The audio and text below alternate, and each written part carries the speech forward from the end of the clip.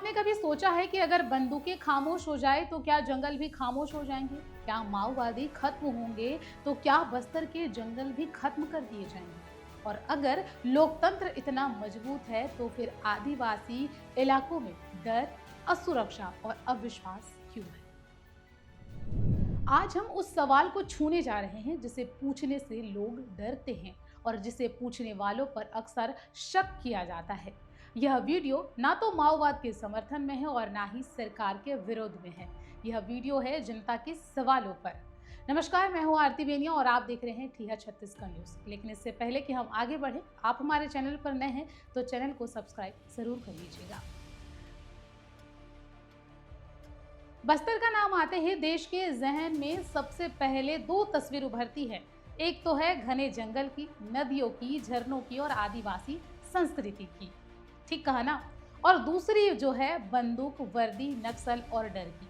सवाल यही है कि क्या बस्तर की पहचान सिर्फ संघर्ष बनकर रह गई है या फिर यह संघर्ष उस उपेक्षा की देन है जो दशकों तक चलती रहती है। आज जब सरकारें कहती है कि बस्तर अब बदल रहा है, विकास की राह पर है, तो यह देखना जरूरी हो जाता है कि बस्तर कहाँ था, कहाँ पहुंचा और किन शर्तों पर जो है यह बदलाव हो रहा है। देखिए, छत्तीसगढ़ बनने से पहले बस्तर मध्य प्रदेश का हिस्सा था। उस दौर में भी बस्तर देश के सबसे पिछले इलाकों में गिना जाता था। आजादी के बाद देश ने बड़े बांध, बड़े शहर, बड़े उद्योग देखे, लेकिन बस्तर में स्कूल, अस्पताल, सड़क और रोजगार की बुनियादी सुविधाएं भी धीरे धीरे पहुंची। यहीं पर जो है खालीपन था, जहां पर नक्सलवाद ने नई जड़ें जमाई। इतिहासकार और सामाजिक कार्यकर्ता ये मानते हैं कि नक्सलवाद सिर्फ एक हिंसक विचारधारा नहीं था, बल्कि वह उस गुस्से की अभिव्यक्ति था जो कि लगातार अनदेखी से पैदा हुआ था। पूर्ववर्ती कांग्रेस सरकार के समय नरवा, गरवा, घुरवा, बाड़ी जैसी योजनाओं के जरिए जो है आदिवासी अर्थव्यवस्था को मजबूत करने की बात हुई। गौठान, स्थानीय रोजगार और जल संरक्षण जैसे प्रयोग हुए। कुछ इलाकों में असर दिखा, लेकिन अंदरूनी बस्तर तक यह असर सीमित रहा। वहीं भाजपा की पिछली सरकार में जो है खनन, उद्योग और कनेक्टिविटी पर जोर दिया, जिससे कि विरोध भी बढ़ा और साथ ही साथ नक्सली हिंसा भी तेज हो गई। और यही वजह है कि बस्तर में विकास अक्सर जो है योजना बनाम विश्वास की लड़ाई बनकर रह गया है। अब वर्तमान की बात करें, आज छत्तीसगढ़ में भाजपा की सरकार है और केंद्र में भी भाजपा की सरकार है, जिसे ट्रिपल इंजन सरकार कहा जा रहा है।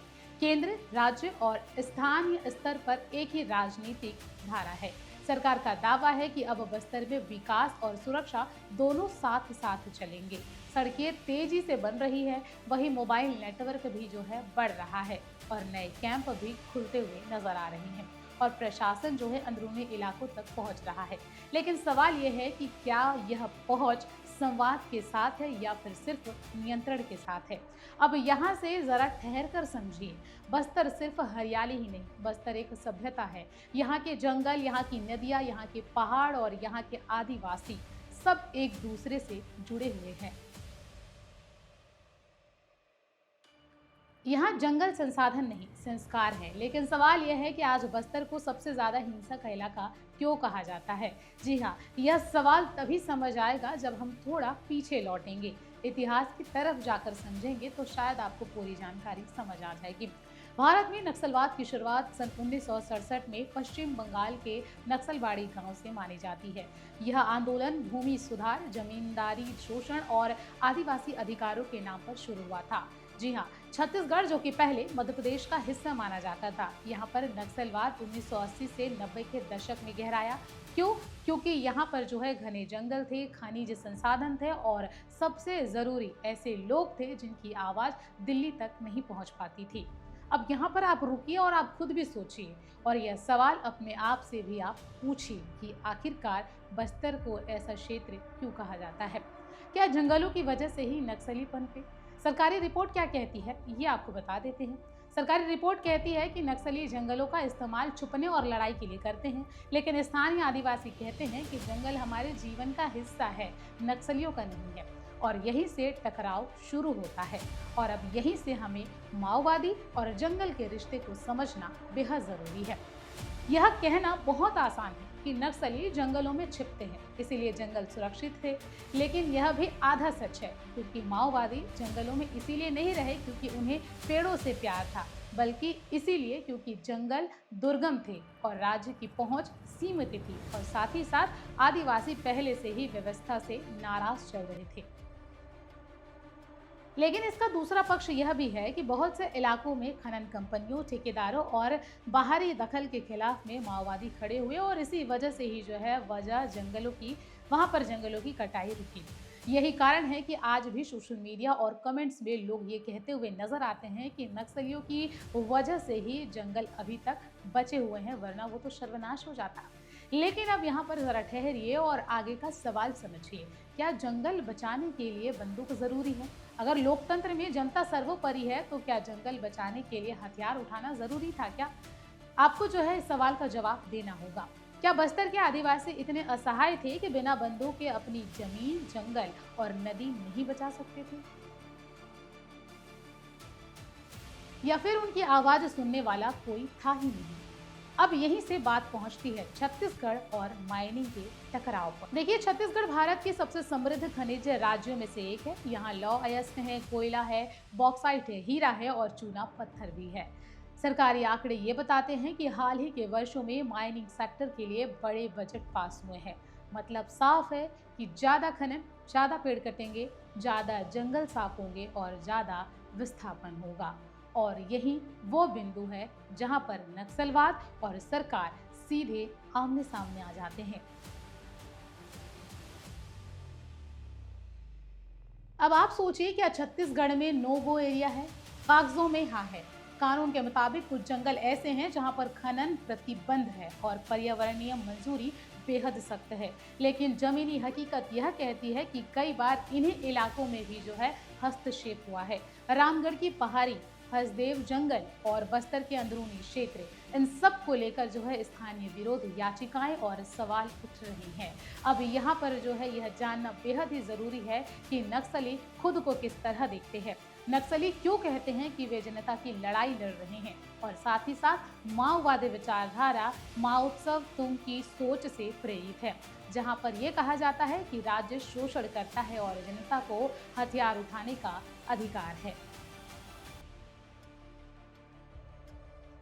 और इसी सोच के तहत नक्सली कहते हैं कि वे आदिवासियों की हक के लिए लड़ाई लड़ रही हैं। लेकिन सच्चाई का दूसरा पहलू यह भी है, और उसे नजरअंदाज नहीं किया जा सकता, कि सरकारी और स्वतंत्र रिपोर्ट के मुताबिक नक्सलियों द्वारा जबरन वसूली हुई है, सड़क और स्कूल निर्माण का विरोध हुआ है, ग्रामीणों पर दबाव डाला गया है और साथ ही साथ बच्चों की भर्ती हुई और मुखबिर बताकर जो है हत्याएं भी लगातार हुई है।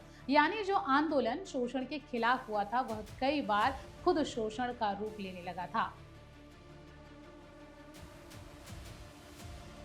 और अब आप समझ सकते हैं कि आदिवासी बीच में क्यों पिसते हैं, क्योंकि एक तरफ सरकार है तो दूसरी तरफ माओवादी है, और बीच में है आम आदिवासी जिनकी सुनने वाला कोई नहीं होता।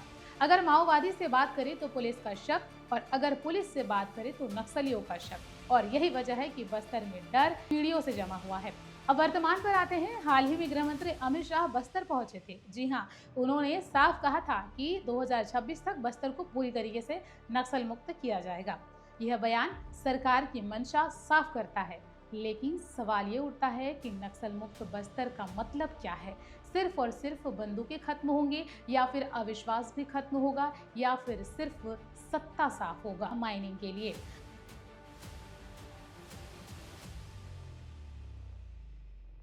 अब यहाँ सबसे जरूरी सवाल आता है, नक्सली खत्म होंगे तो सबसे पहले क्या बदलेगा? अगर नक्सली खत्म होंगे तो सुरक्षा बढ़ेगी, निवेश बढ़ेगा, सड़कें, कंपनियां और प्रोजेक्ट आएंगे, लेकिन क्या साथ में आदिवासियों की सहमति भी होगी? क्या ग्राम सभा की ताकत भी बचेगी?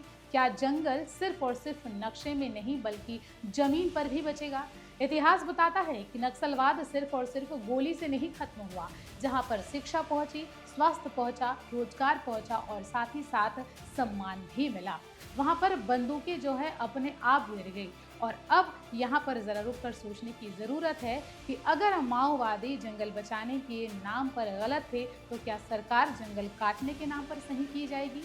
अगर लोकतंत्र सच में जनता के लिए है, तो जनता को डर क्यों लगता है? और अब थोड़ा और पीछे चलते हैं कि आखिरकार जो है ये तमाम चीज़ें क्यों हुई और सबसे पहला नक्सली कौन था। ईमानदारी से कहे तो कोई एक व्यक्ति पहला नक्सली नहीं था, लेकिन चारों मजूसदार को भारतीय नक्सल आंदोलन का वैचारिक जनक माना जाता है। 1960 से 70 के दशक में उन्होंने कहा कि सत्ता की चाबी बंदूक की नली से निकलती है और वहीं से वह विचारधारा जन्म लेती है जो आगे चलकर जंगलों तक पहुंचती है और छत्तीसगढ़ में आदिवासी असंतोष के साथ जुड़ती चली जाती है। सरकारी और स्वतंत्र अध्ययनों के अनुसार छत्तीसगढ़ नक्सलियों का गढ़ इसीलिए बना क्योंकि यहाँ पर भौगोलिक रूप से घने जंगल, सीमित सड़कें और दुर्गम इलाका था। सामाजिक रूप से आदिवासी विस्थापन, जमीन के अधिकारों की अनदेखी और फिर शिक्षा, स्वास्थ्य की कमी थी और आर्थिक रूप से खनिज संपदा बहुत थी। लेकिन स्थानीय लोगों का उसका लाभ नहीं मिला। जहां पर संसाधन बहुत थे वहां पर अधिकार बहुत कम थे। देखिए, नक्सली संगठन सिर्फ हथियारबंद दस्ते नहीं थे, उनका पूरा सिस्टम था। जन अदालत, टैक्स वसूली, ग्राम स्तर पर नियंत्रण और समांतर शासन। कुछ इलाकों में वे सड़क और स्कूल बनवाने के लिए रोकते थे, यह कहकर कि सरकार का रास्ता है, यानी कि यह सरकार का रास्ता, इसीलिए उन्हें रोकते थे। लेकिन कुछ इलाकों में वे बाहरी ठेकेदारों को घुसने भी नहीं देते थे और यहीं से नक्सलियों की दोहरी छवि बनकर जो है सभी लोगों के सामने में उभर कर आई। और अब इन तमाम चीजों में महिलाओं की भूमिका समझना भी जरूरी है। छत्तीसगढ़ में महिला नक्सलियों की संख्या काफी रही। इसके पीछे सामाजिक उत्पीड़न था, कम उम्र में शादी था, घरेलू हिंसा था और जाति लिंग भेद जैसे अनेकों कारण थे। नक्सली संगठन ने बराबरी और फिर नेतृत्व के समान अवसर का दावा किया, लेकिन सच्चाई यह भी है कि कई महिलाओं को जो है कम उम्र में ही जबरन भर्ती किया गया था और उनको नक्सली कार्य कराए जा रहे थे। मांडवी हिड़मा, यह नाम तो आपने सुना होगा। यह नाम बस्तर में सबसे ज्यादा चर्चा में रहा। सरकारी रिकॉर्ड में हिड़मा का कई बड़े हमलों की जो है योजना बनाने का आरोप है। हाँ, यह जरूर सच है कि हाल ही में वर्षों में जो है वरिष्ठ नक्सलियों के मारे जाने या फिर गिरफ्तार होने के बाद में सरेंडर की संख्या काफी ज्यादा बढ़ी हुई है। कई लोगों ने आत्मसमर्पण किया है। छत्तीसगढ़ सरकार की सरेंडर नीति के तहत जो है आर्थिक सहायता, पुनर्वास और कौशल प्रशिक्षण का प्रावधान है। सरकारी आंकड़े ये बताते हैं कि सैकड़ों नक्सलियों ने जो है आत्मसमर्पण किया है, लेकिन स्थानीय कार्यकर्ता ये भी कहते हैं कि सरेंडर के बाद पुनर्वास जो है पूरी तरीके से अधूरा रह गया है और डर अभी भी बना रहता है। सरकार का तर्क ये है कि नक्सलवाद विकास में बाधा है, निवेश नहीं आ पाता है और जान माल का नुकसान होता है। देखिए, यह तर्क पूरी तरीके से गलत नहीं है, लेकिन सवाल यह है कि क्या नक्सल खत्म करने की रफ्तार विकास की रफ्तार से तेज है, और अगर हाँ, तो फिर विकास किसके लिए है। और अब अंत में दो तस्वीर आपके सामने रखी जाती है। एक तस्वीर में है सड़कें, कंपनियां, खदानें, बिजली और नेटवर्क है। वहीं दूसरी तस्वीर में उजड़े जंगल, विस्थापित आदिवासी और प्रदूषित नदियां और टूटती संस्कृति। सवाल यह नहीं है कि कौन सी तस्वीर आएगी, सवाल यह है कि कौन कौन सी तस्वीर हम चुनते हैं। लोकतंत्र में जंगल बचाया जा सकता है अगर ग्राम सभा को असली ताकत मिले, अगर सहमति सिर्फ कागजों में ना हो और विकास थोपे नहीं बल्कि पूछे जाए। तब ना बंदूक चाहिए न नक्सल। अगर माओवादी जनता के नाम पर जनता को डराने लगे तो वे गलत थे। अगर सरकार विकास के नाम पर जनता की आवाज दबाए तो वह भी गलत है। और अगर हम चुप रहे तो सबसे ज्यादा दोषी हम होंगे। देखिए, हमारा मकसद किसी के पक्ष या फिर विरोध में नहीं है, सिर्फ सोचने के लिए आप तमाम लोगों को मजबूर करना है कि आप क्या चाहते हैं। क्योंकि अगर आज आप और हम नहीं बोले तो कल आपके बच्चे बहुत गंदी हवा, बहुत गंदा पानी और बहुत कठोर शासन पाएंगे और बहुत कठोर जो है जिंदगी पाएंगे। सोचिएगा ज़रूर और अपनी राय आप कमेंट सेक्शन में ज़रूर दीजिएगा। और ये सवाल आपके लिए छोड़ते हैं कि क्या वाकई में अगर नक्सली जंगल से ख़त्म हो जाएंगे तो क्या जो है पूरी तरीके से जंगल उजड़ जाएगा या फिर विकास की रफ्तार जो है वाकई में आप तक पहुंचेगी। कमेंट ज़रूर करिएगा।